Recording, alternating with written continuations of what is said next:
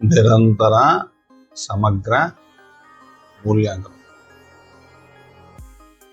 నిరంతర సమగ్ర మూల్యాంకనం. నిరంతరం అంటే యూనిట్ టెర్మినల్ పరీక్షల సందర్భంలో కాకుండా యూనిట్ టెర్మినల్ పరీక్షల సందర్భంలో కాకుండా బోధనాభ్యసన ప్రక్రియ అశాంతం. బోధనాభ్యసన ప్రక్రియ అశాంతం పిల్లల సామర్థ్యాలను మదింపు చేయడం. పిల్లల సామర్థ్యాలను మదింపు చేయడం. ఇదేంటిది? నిరంతర సమగ్ర మూల్యాంకనం. సమగ్రం అంటే ఏంటంటే సమగ్రం అంటే జ్ఞాపక శక్తిని సమాచారాన్ని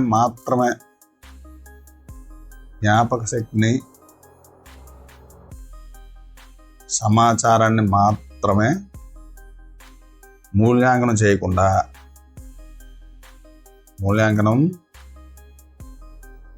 చేయకుండా శారీరక, మానసిక, ఉద్వేగ వికాసాలను, అభిరుచులను, సామర్థ్యాలను, వైఖరులను మదింపు చేయడం.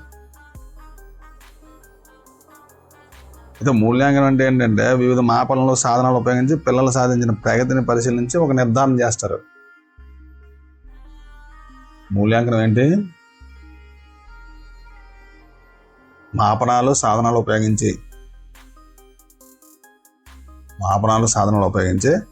పిల్లలు సాధించిన ప్రగతిని పరిశీలించి ఒక నిర్ధారణ చేస్తారు. మూల్యాంకనం ఏంటంటే ఒక నిర్ణయం ప్రకటించే ప్రక్రియ అన్నమాట. ఒక నిర్ణయం ప్రకటించే ప్రక్రియ. మదింపు అంటే ఏంటంటే పిల్లల ప్రగతిని సామర్థ్యాలను అంచనా వేయడానికి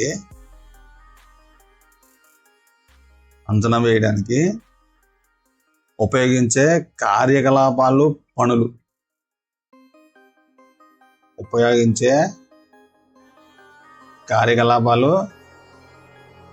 పనులు, ప్రక్రియలన్నింటినీ మదింపు చేయడం. ప్రక్రియలన్నింటినీ మదింపు అంటారు. ఏంటిది? పిల్లల ప్రగతిని, సామర్థ్యాలను అంచనా వేయడం.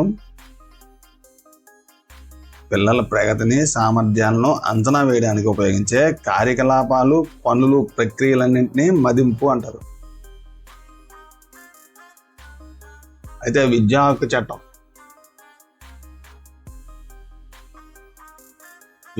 చట్టం అధ్యాయం 5 సెక్షన్ 29 సెక్షన్ అంతా 29 సబ్సెక్షన్ 2 ప్రకారం పిల్లల ప్రగతిని CCE చేయాలని నిర్దేశించింది.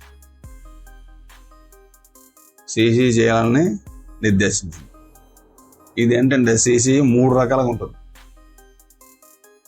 అభ్యసన మదింపు 3 రకాలుగా ఉంటుంది. అభ్యసన మదింపు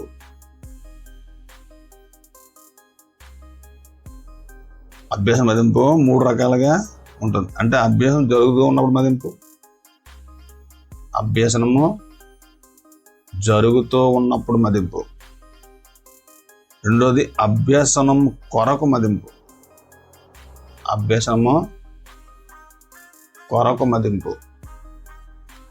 మూడోది అంటే అభ్యసనం యొక్క మదింపు,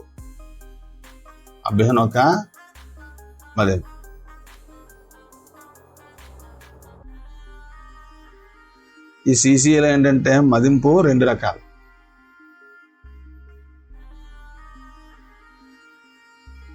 సిసిఈలో మదింపు 2 రకాలు.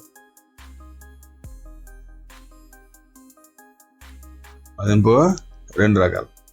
ఒకటి ఏంటంటే నిర్మాణాత్మక మదింపు. నిర్మాణాత్మక మదింపు. 2 సంగ్రహణాత్మక మదింపు. సంగ్రహణాత్మక మదింపు అంటే ఫార్మేటివ్ అసెస్మెంట్. ఇది సమ్మేటివ్ అసెస్మెంట్. ఇప్పుడు బోధన జరుగుతున్నప్పుడు తరగతి గదిలో కల్పించిన అభ్యాస కృత్యాల్లో విద్యార్థులు పాల్గొన్నప్పుడు పరిశీలిస్తూ అభ్యసనాన్ని మెరుగుపరచడానికి ఉపాధ్యాయుడు చేసే మదింపు ఏంటిది? బోధన జరుగుతున్నప్పుడు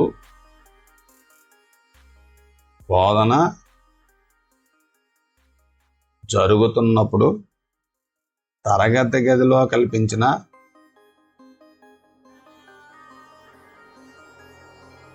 గదిలో కల్పించిన అభ్యసన కృత్యాలలో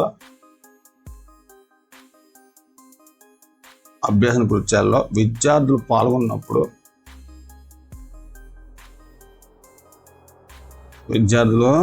పాల్గొన్నప్పుడు పరిశీలిస్తూ అభ్యసనాన్ని మెరుగుపరచడానికి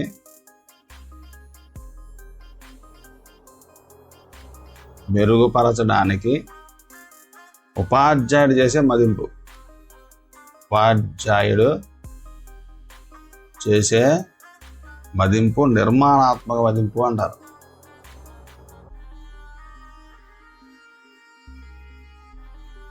నిర్మాణాత్మక మదింపు ఏంటంటే రూపణ మదింపు అని కూడా అంటారు. ఏమంటారు? రూపణ మదింపు అని కూడా అంటారు. అంటే అభ్యసన కృత్యాల్లో విద్యార్థులు పాల్గొన్నప్పుడు పరిశీలిస్తూ అభ్యసనాన్ని మెరుగుపరచడానికి ఉపాధ్యాయుడు చేసే మదింపు అన్నమాట ఇది. అయితే నిర్మాణాత్మక మదింపు విధానంలో 4 సాధనాలు ఉపయోగిస్తున్నారు. ఎన్ని? 4 సాధనాలు.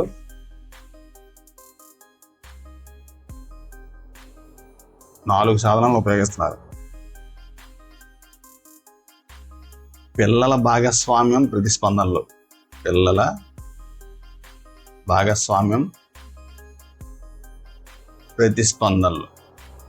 దీనికి ఏంటంటే 10 మార్కులు. దీనికి ఎన్ని? 10 మార్కులు.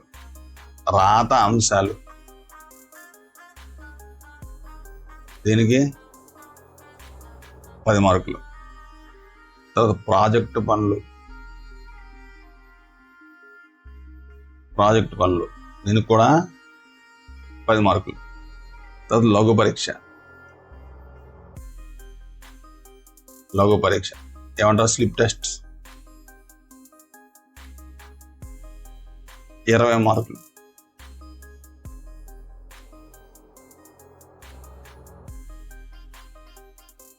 పిల్లల ప్రతిస్పందనలు, పిల్లల భాగస్వామ్యం ప్రతిస్పందనలకి ఏంటి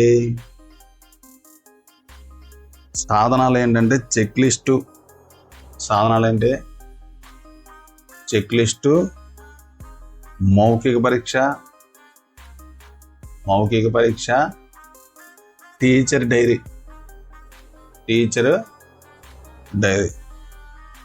రాతాంశాల సాధనాలు ఏంటంటే నోట్బుక్స్,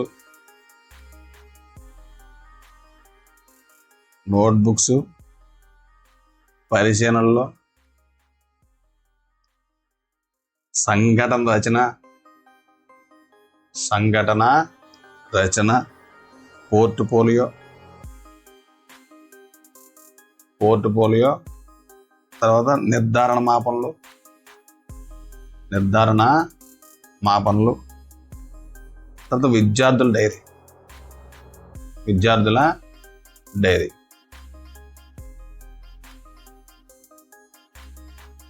ఈ విధంగా తీసుకుంటారు అన్నమాట. అదే నిర్మాణాత్మక మదింపు భారత్వం ఎంత అంటే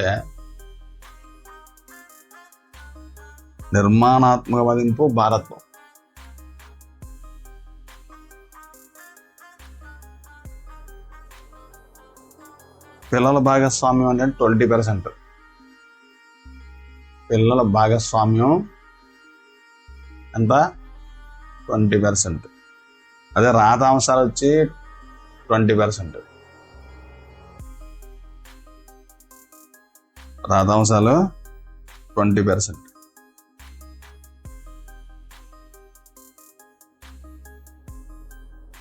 ప్రాజెక్ట్ పనులు 20%. ప్రాజెక్ట్ పనులు 20%. లఘు పరీక్షలు 40%. అదే మార్కుల విషయానికి వస్తే 10 మార్కులు, ఇది కూడా 10 మార్కులు, ఇది 10 మార్కులు, ఇది 20 మార్కులు. అయితే మార్కుల శాతం తీసామనుకోండి, మార్కుల శాతం, దీన్ని ఏమంటారు? గ్రేడ్. దీన్ని ఎలా తీసుకుంటారంటే 91 నుండి 100 అయితే A+, 71 నుండి 90 A, 51 నుండి 70 అయితే B+, 41 నుండి 50 అయితే B, 0 to 40% అయితే C. ఇది గ్రేడ్ అనమాట. 71 నుండి 90 అయితే A, 91 నుండి 100 A+, 51 నుండి 70 B+, 41 నుండి 50 B, 0 to 40 C గ్రేడ్. తర్వాత సంగ్రహణాత్మక మూల్యాంకనం.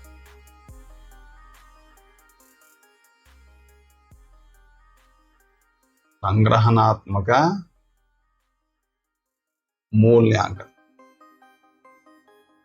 విద్యా సంవత్సరంలో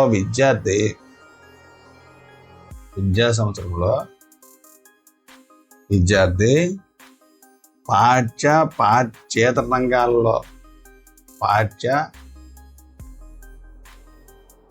పాఠ్యేతర రంగాలలో చేసిన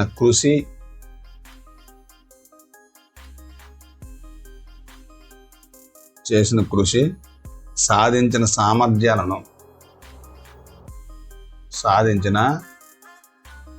సామర్థ్యాలను దృష్టిలో ఉంచుకొని చేసే మదింపు.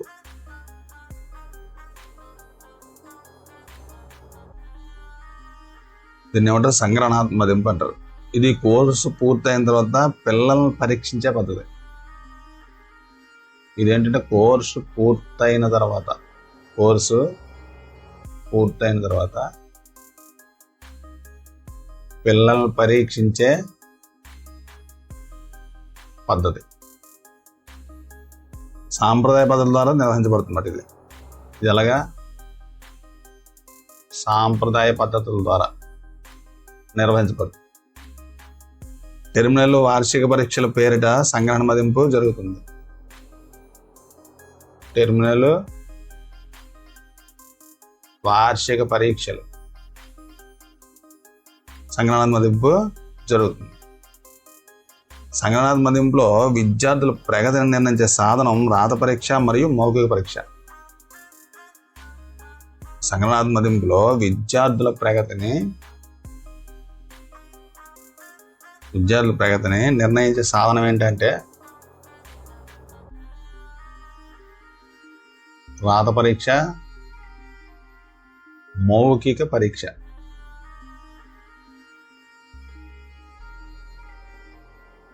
ఇప్పుడు సంగ్రహణాత్మక మదింపులో ఏంటంటే అన్ని విద్యా ప్రమాణాలను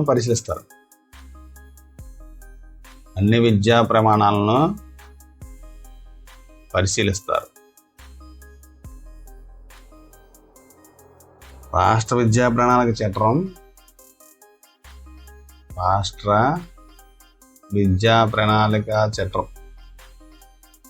2011 ప్రకారం విజ్ఞాన శాస్త్ర విద్యా ప్రమాణాలు విజ్ఞాన శాస్త్ర విద్యా ప్రమాణాలు ఏంటంటే విషయ అవగాహన. ఫస్ట్ది విషయ అవగాహన. దీన్ని ఏంటంటే వివరించడం, వర్గీకరించడం, ఉదాహరణలు ఇవ్వడం. దీన్ని ఏంటంటే AS1. తర్వాత 2 ప్రశ్నించడం, పరికల్పన చేయడం.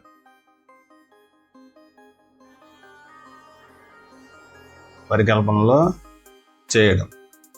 ఇదేంటంటే AS2. 3 ప్రయోగ నిర్వహణ, క్షేత్ర పరిశోధనలు. క్షేత్ర పరిశోధనలు ఏంటంటే పరిశీలించడం, నమోదు చేయడం, తర్వాత నిర్ధారించడం, విశ్లేషించడం. ఇవేంటంటే AS3. తర్వాత సమాచార నైపుణ్యం ప్రాజెక్టులు.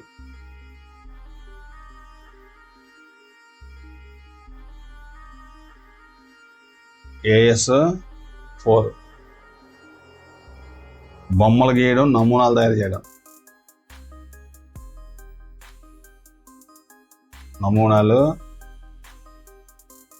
తయారు చేయడం.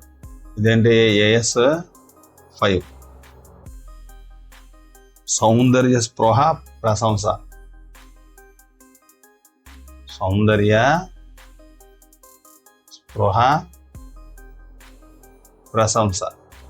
ఇదేంటి AS6. తర్వాత జీవ వైవిధ్యాల పట్ల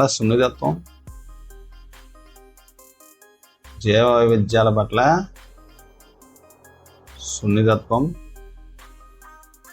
నిత్య జీవితంలో అన్వయం.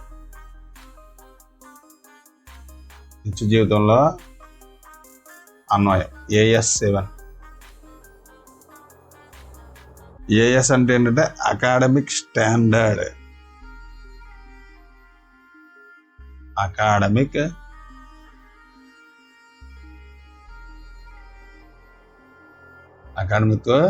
స్టాండర్డ్.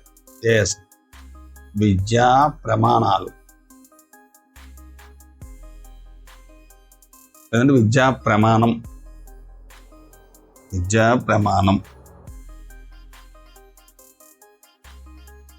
సంగ్రహణాత్మక ప్రశ్నాపత్రం తయారీ సోపానాలు.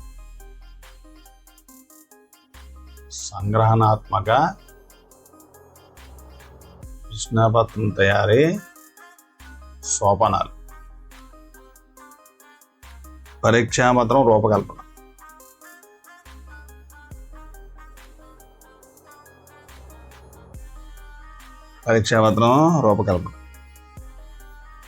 ఏంటంటే ప్రశ్నల భారత్వ పట్టిక తయారీ. ఫస్ట్ ఏంటి ప్రశ్నల భారత్వ పట్టిక తయారీ. 2 విషయ భారత్వ పట్టిక తయారీ. విషయ భారత్వ పట్టిక తయారీ. 3 విద్యా ప్రమాణాల వారి భారత్వ పట్టిక తయారీ.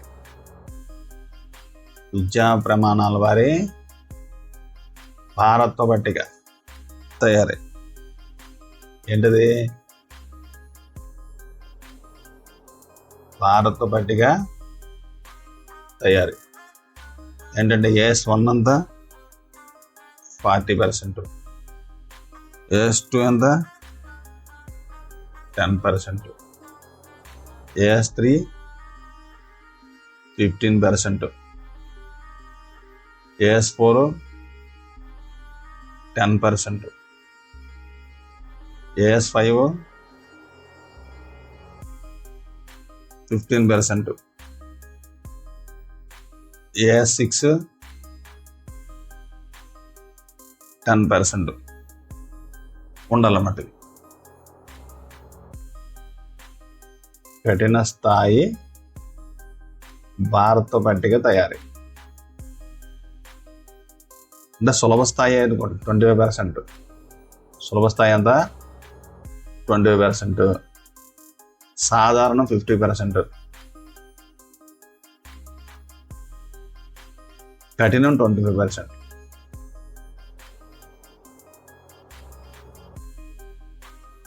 Blue print.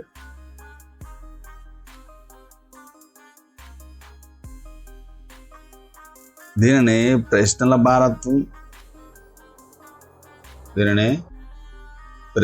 భారత్వం, విద్యా ప్రమాణాల భారత్వం,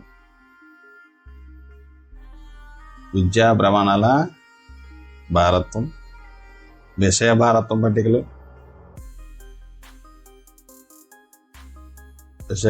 పట్టికలు, ఉపయోగించి తయారు చేయాలి.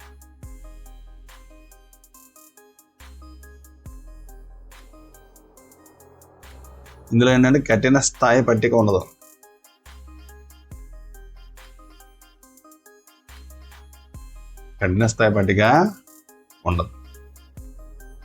తర్వాత ఏంటంటే ఒకటి కదా, ఇది 2. బ్లూ ప్రింట్ భారత పట్టికల ఆధారంగా ప్రశ్నపత్రం తయారు చేయాలి. బ్లూ ప్రింట్ భారత పట్టికల ఆధారంగా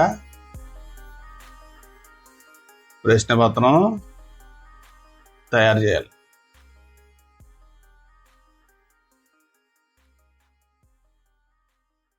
ప్రశ్నపత్రాన్ని మూల్యాంకనం చేయడం. మూడోదంటే ప్రశ్నపత్రాన్ని మూల్యాంకనం చేయడం.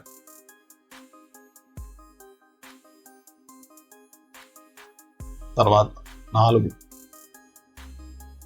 పరీక్షాంశాల విశ్లేషణ.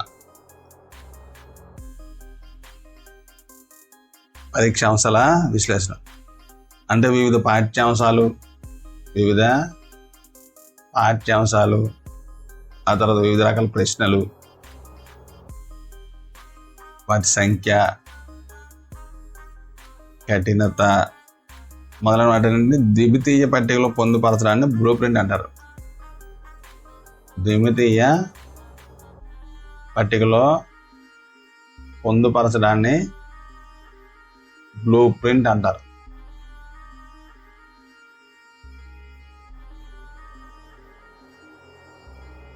గణనల విశ్లేషణ, వ్యాఖ్యానం.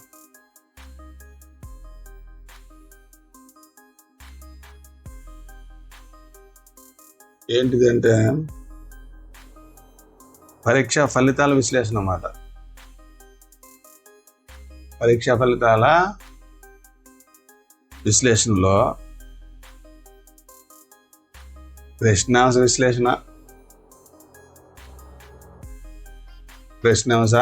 విశ్లేషణ, అన్ని అంశాలను ఆశించిన రీతిలో రాస్తే, అన్ని అంశాలను ఆశించిన రీతిలో రాస్తే విద్యార్థి సమయోగ్యతను సంపాదించాలని భావించాలి.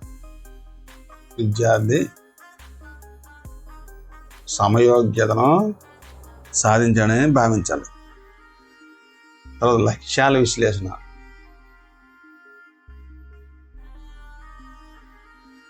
లక్ష్యాల ఆధారంగా సమాధానం విశ్లేషించడం.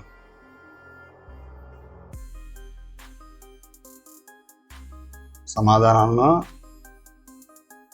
విశ్లేషించడం అంటే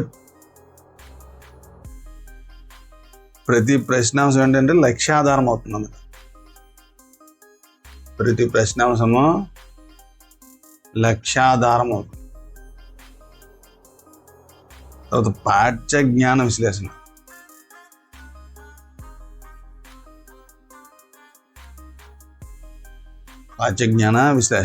విద్యార్థి పాఠ్యాంశ పరిజ్ఞానం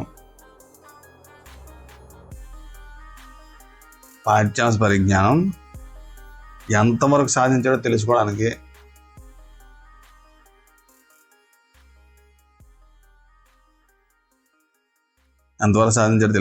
విద్యార్థి సమాధానాల పరిశీలన అవసరం. విద్యార్థి సమాధానాల పరిశీలన అవసరం.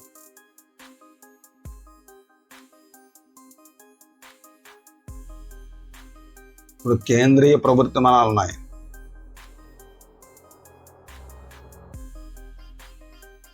అవేంటంటే అంగమధ్యం, మధ్యగతం, అంగమధ్యం, మధ్యగతం, బాహుళకం. అంగమధ్యం, మధ్యగతం, బాహుళకం. వీటిని కనుగొనడం ద్వారా మార్కుల మధ్య సంబంధాన్ని తెలుసుకోవచ్చు.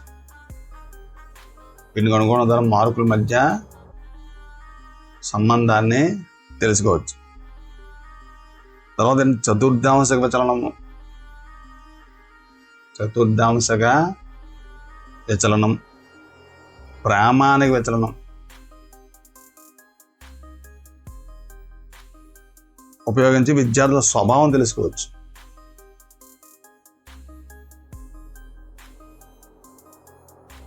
అంశ విశ్లేషణ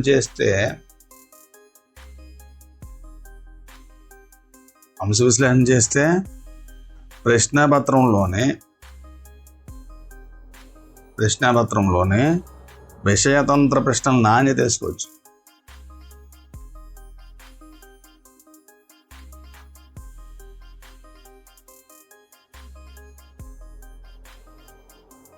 హంసకాఠిన్యత.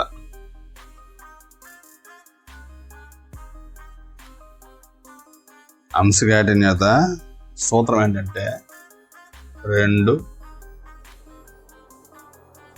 ఉపసమూహాలలో అంశాలపై 2 ఉపసమూహాలలో అంశాలపై విద్యార్థులు ఇచ్చిన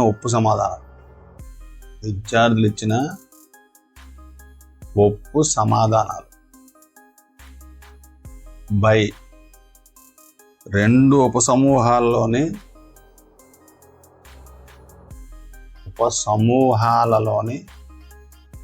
విద్యార్థుల సంఖ్య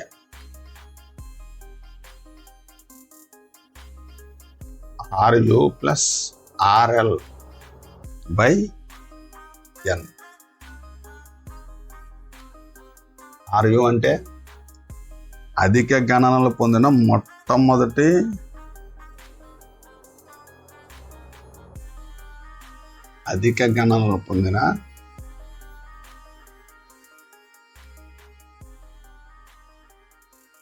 మొట్టమొదటి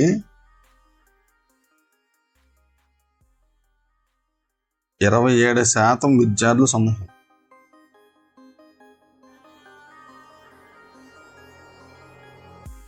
RL అంటే అత్యల్ప గణనలు పొందిన.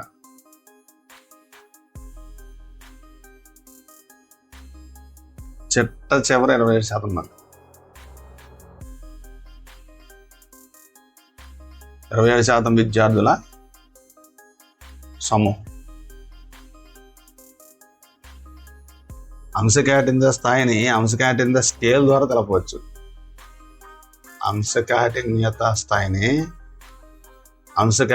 స్కేల్ ద్వారా తెలపవచ్చు. కఠిన స్థాయి ఏంటంటే 0 to 0.50. సాధారణ స్థాయి 0.51 నుండి 0.74. సులభ స్థాయి 0.75 to 1.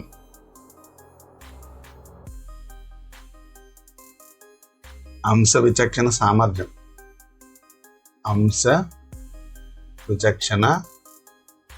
సామర్థ్యం లేదా అంశ సప్రమాణత. దీని సూత్రం ఏంటంటే U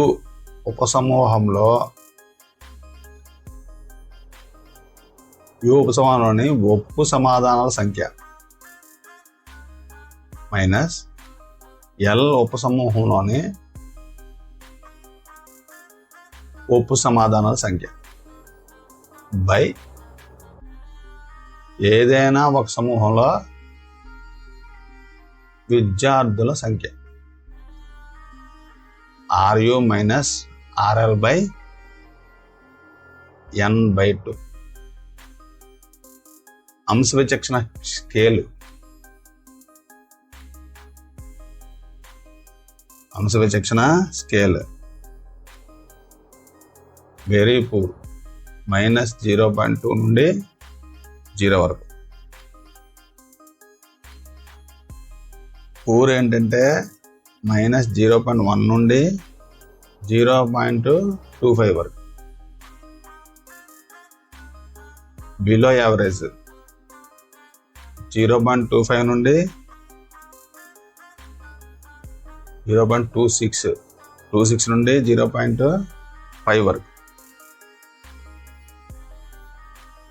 యావరేజ్ 0.51 నుండి 0.75. అబోవ్ యావరేజ్ 0.76 నుండి ఆ పైన అన్నమాట. ఉత్తమ పరీక్ష లక్షణాలు ఏంటి?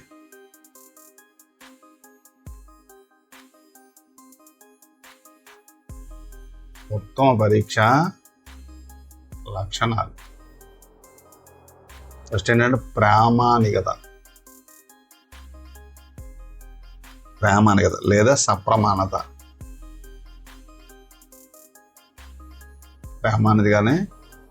ప్రామాణికత లేదా సప్రమాణత, దీన్ని ఏమంటాం? వ్యాలిడిటీ అంటాం. ఏ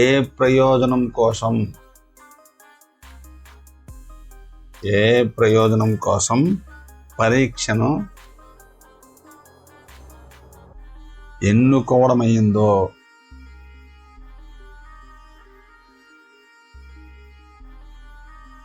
ఆ ప్రయోజనాన్ని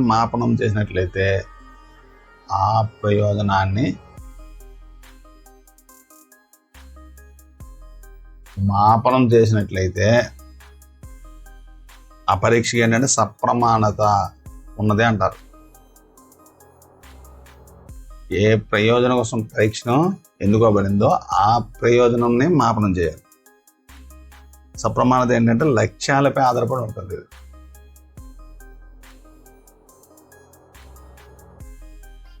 లక్ష్యాలపై ఆధారపడి ఉంటుంది. సప్రమాణత కలిగి ఉన్న ప్రతి పరీక్ష విశ్వసనీయత కలిగి ఉంటుంది.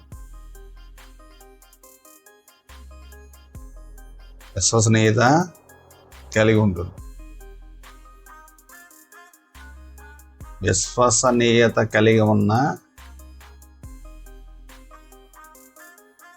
పరీక్ష సప్రమాణత కలిగి ఉండాలని లేదు.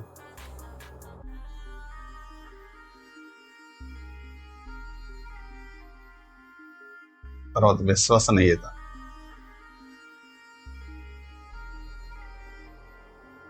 ఒక పరీక్ష అది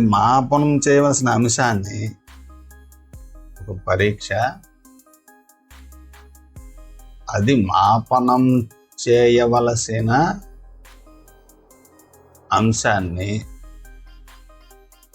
ఎన్నిసార్లు ఎన్ని విధాలుగా మాపనం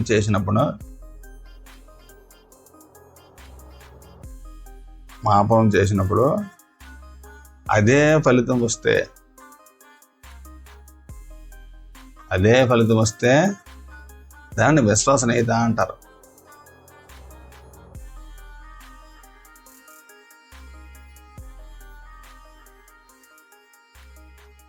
ఒక నికష ఎన్నిసార్లు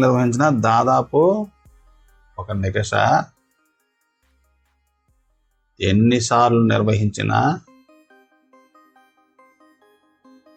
దాదాపు ఒకే విధమైన ఫలితం వస్తే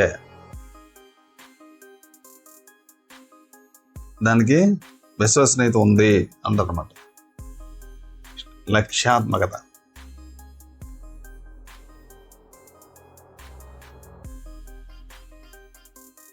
ఒక నికష సమాధాన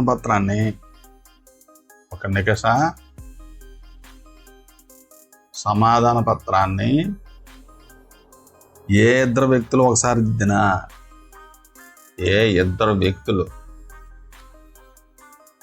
దిద్దినా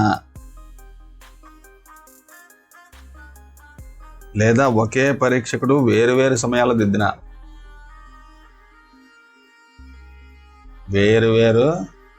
సమయాల్లో దిద్దిన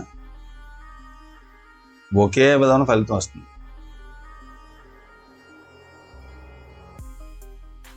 దాన్ని ఏమంటారు? లక్ష్యాత్మకత అంటారు.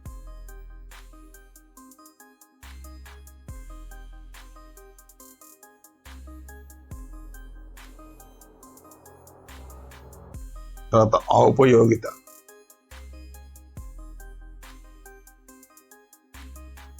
ఔపయోగిత ఒక నెగెషను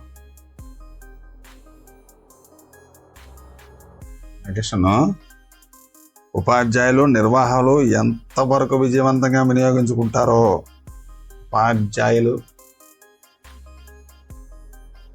నిర్వాహకులు ఎంతవరకు విజయవంతంగా వినియోగించుకుంటారో ఆ లక్షణాన్ని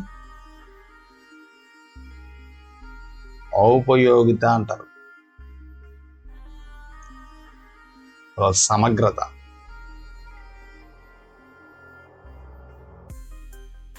ప్రశ్నాపత్రం ఎంపిక చేసుకున్న విషయాన్ని, లక్షణాలను అన్నింటినీ సమగ్రంగా పరీక్షించాలి.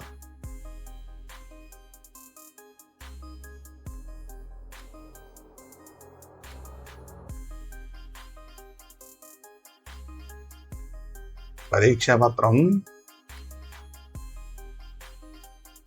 ఎంపిక చేసుకున్న విషయాన్ని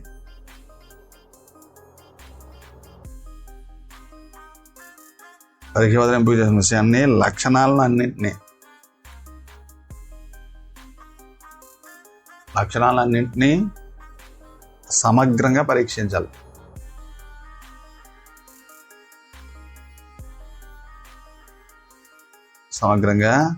ఉత్తమ నిరీక్షణ లక్షణాలు ఏంటి?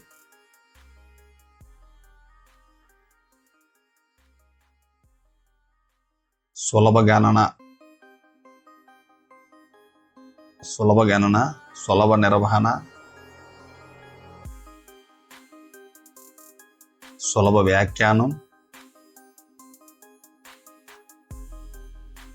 ఖరీదు, లభ్యత, గ్రేడ్లు, అభిరుచి, పరావర్తన చెంద మొదలైనవి. తర్వాత మూల్యాంకన సాధనాలు ఏంటి?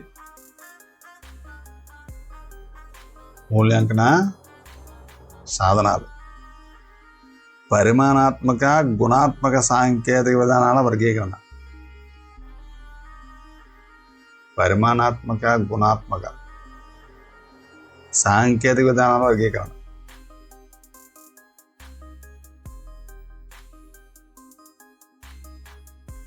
పరిమాణాత్మక సాంకేతిక విధానాలు ఏంటంటే సాధన పరీక్షలు,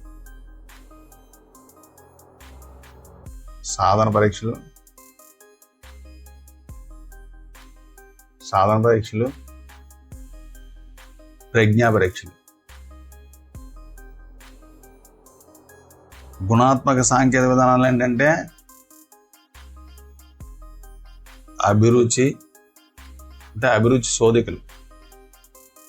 శోధికులు, నిర్ధారణ మాపనలు, ప్రక్షేపక పద్ధతులు.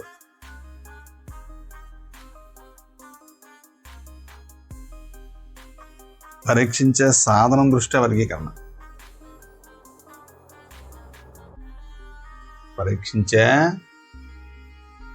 దృష్ట్యా వర్గీకరణ. రెండు రాత పరీక్షలు.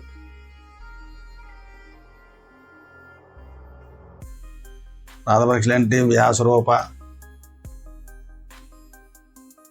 లఘురూప అంటే లఘు సమాధాన ప్రశ్నలు, బహుళైచ్ఛిక సమాధాన పరీక్షలు. తర్వాత ఏంటి? మౌఖిక పరీక్షలు. అంటే ఇంటర్వ్యూ,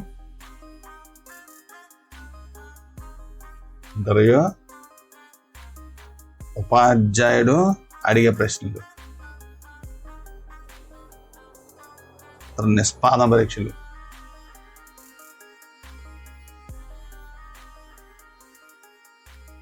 ఏంటి? డ్రాయింగ్ పరీక్ష, ప్రాక్టికల్ పరీక్షలు.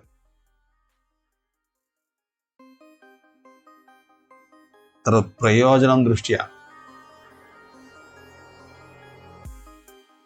ప్రయోజనం దృష్ట్యా వర్గీకరణ. సహజ సామర్థ్య పరీక్షలు.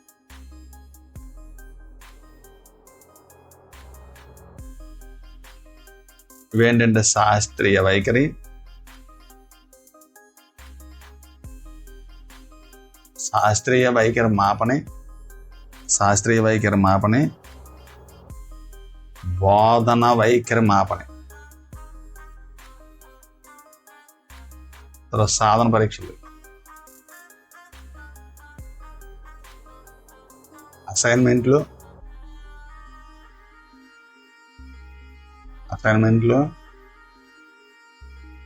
యూనిట్ పరీక్షలు మొదలైనవి.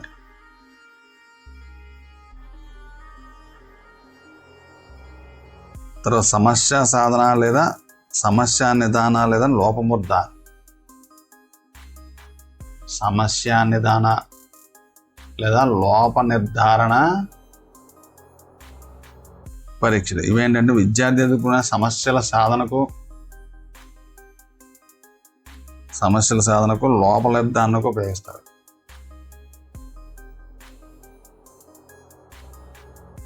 పరీక్షితుడు పరీక్షకుడి దృష్ట్యా.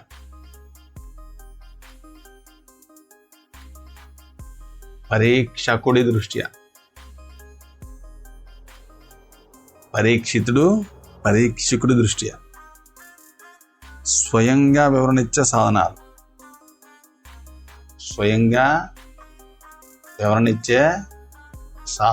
ఏంటివి? ఇంటర్వ్యూలు, ప్రశ్నావళులు, అభిప్రాయాలు మొదలైనవి ఉన్నాయి. తర్వాత పరిశీలన విధానాలు.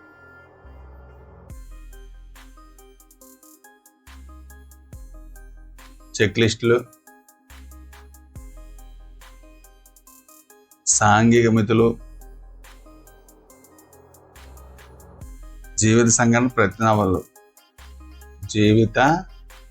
సంఘటన పత్రావళులు. తర్వాత ప్రేక్షాపక పద్ధతులు. శిరామరక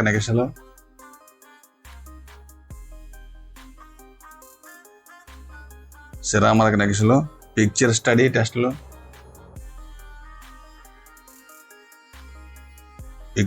టెస్టులు, వాక్యపూర్ణ పరీక్షలు. తర్వాత పరీక్ష పద్ధతులు.